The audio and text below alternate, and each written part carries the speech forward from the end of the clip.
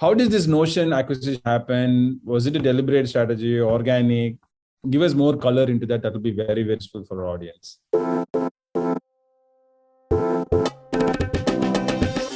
Sure.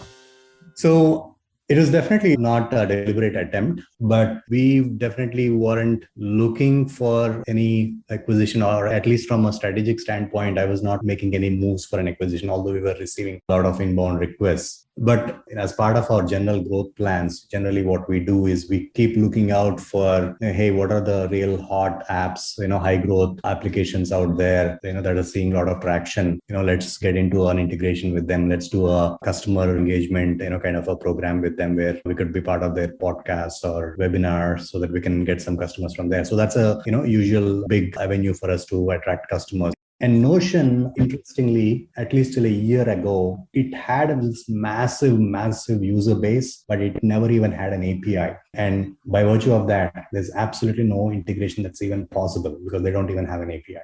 And we knew that they started working on the API.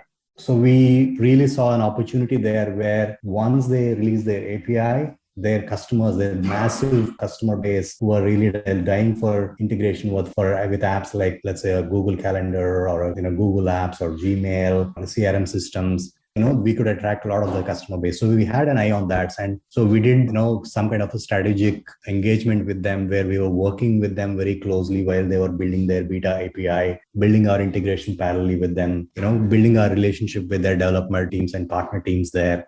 And so that's kind of made an impact on them. And then once they released their API, we were their launch partners, integration launch partners, along with Zapier. And when they released their API, they essentially featured Zapier as well as in their, release integration partners. We got a lot more eyeballs and a lot more reviews, YouTube videos about our integration because we have been working more deeply with them. We were able to do a deeper integration and do some customer wow there.